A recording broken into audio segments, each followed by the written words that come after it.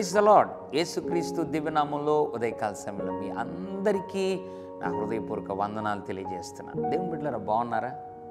జీవితకాలం అంతా కూడా ఏదో ఒక ఆపదల మధ్యలో అల్లాడిపోయి తల్లడిల్లిపోతున్నావా? ఇంతకీ నాకు ఆపదలే రాకుండా ఉండాలంటే నేనేం చేయాలి అని ఆలోచిస్తున్నావా?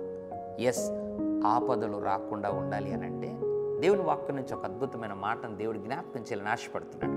సామెతల గ్రంథం 12వ అధ్యాయం 21వ వచనం, నీతివంతునికి ఏ ఆపదయు సంభవింపదు. ఎంత అద్భుతమైన మాట!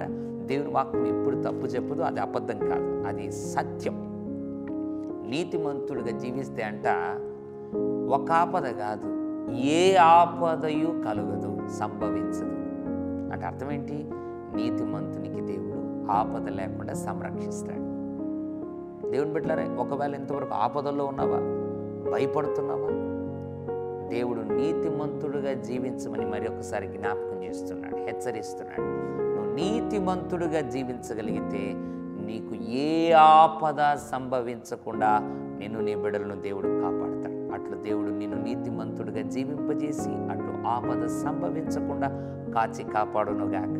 పరిశుద్ధుల తండ్రి, నీకు వందనాలు. నీతిమంతుడుగా జీవిస్తే ఏ ఆపదయు సంభవించదు.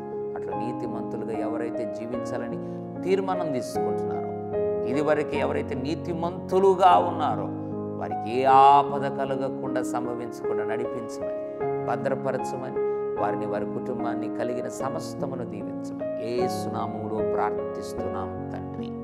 ఆమేన్. God bless you.